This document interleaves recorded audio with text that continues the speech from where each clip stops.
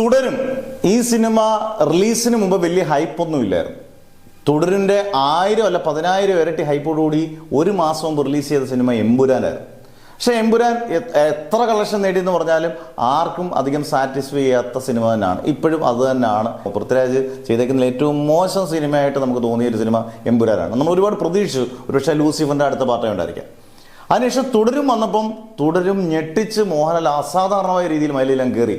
കാരണം മോഹൻലാലും നമ്മുടെ പ്രകാശ് വർമ്മയുടെ SI ജോർജുടെ കയറി ഞെട്ടിച്ചപ്പെടുത്തതിന് തരുൺമൂർത്തി എന്ന് പറഞ്ഞ സംവിധായകനും ടോപ്പായി. തരുൺമൂർത്തിയുടെ ഏറ്റവും പുത്തൻ സിനിമയിലോട്ടാണ് നമ്മൾ വരുന്നത്. L366 ആദ്യം സംവിധാനം ചേരുന്ന സംവിധാനം മാറ്റി തരുൺമൂർത്തി ആയപ്പോഴത്തേന് മോഹൻലാൽ നായകനാണ്, ഇൻസ്പെക്ടറുടെ വേഷമാണ്, മീരാസ്മിൻ നായികയാണ്. ഇതെല്ലാം പുറത്തുവിട്ടിട്ടുണ്ടെങ്കിലും ഒരു പ്രധാനപ്പെട്ട കുറച്ച് കാര്യങ്ങൾ പുറത്തുവിട്ടിട്ടില്ല. കഴിഞ്ഞ ദിവസങ്ങളാണ് ഇത് സോഷ്യൽ മീഡിയയിൽ നിന്ന് ചർച്ച ചെയ്ത് വരുന്നത്. ഇതിനകത്ത് ഗംഭീര ആക്ടേഴ്സ് ഉണ്ട്. ഇപ്പോൾ ഷാരൂഖ് ഖാനോ സൽമാൻ ഖാനോ കൊണ്ടുവരുന്നൊന്നും വലിയ അത്ഭുതമായിട്ട് നമുക്ക് തോന്നുന്നില്ല. കാരണം ജസ്റ്റ് ഒന്ന് വന്നു പോകുന്നതല്ല, ഗംഭീര ആർട്ടിസ്റ്റുകൾ.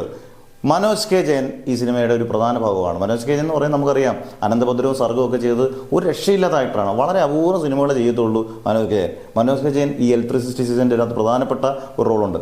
ലാലു ലക്സ് ഗംഭീര ആക്ടറാണെന്ന് നമുക്കറിയാം, അടിപൊളിയാണ്. പുള്ളി ചെയ്യുന്നതല്ല അത്യാവശ്യം നല്ല അടിപൊളിയായിട്ട് ചെയ്യുന്നൊരു ആക്ടറാണ്. അതും L366 ഭാഗമാണ്. ജഗദീഷും ഈ പറഞ്ഞ പോലെ 2020 ശേഷം കോമഡി ട്രാക്കൊക്കെ ഒന്ന് മാറ്റി വെറൈറ്റി പിടിച്ച് അടിപൊളിയായിട്ട് നല്ല ടോപ്പ് നോച്ച് നിൽക്കുന്ന സമയത്ത് ജഗദീഷ് ഈ പടത്തിനകത്തുണ്ട്. അങ്ങനെ വമ്പൻ താരനിര എന്ന് പറയുന്നത് അഭിനേതാക്കളുടെ വെച്ച് അതിഗംഭീര താരനിരയാണ്. അന്നേരം ഉറപ്പായിട്ട് ഈ സിനിമ L366 100 കൂടുതൽ ദിവസം ഷൂട്ടിംഗ് ഉണ്ട്, വമ്പൻ ബഡ്ജറ്റിൽ വരുന്നു, ഗംഭീര താരങ്ങൾ എന്ന് പറഞ്ഞാൽ ഗംഭീര അഭിനേതാക്കൾ, അഭിനയിച്ച് തകർക്കാൻ പറ്റുന്ന താരങ്ങളെല്ലാം കൂടെ വരുമ്പോഴത്തേന് ഉറപ്പായിട്ട് ഇത് സിനിമ ഒരു ഗംഭീര വിജയമാകാനുള്ള സാധ്യത വളരെ കൂടുതലാണ്. അങ്ങനെയാണെങ്കിൽ തരുൺമൂർത്തിയുടെ മോഹൻലാലിൻ്റെ വിജയം വീണ്ടും ഗംഭീരമായി തുടരും.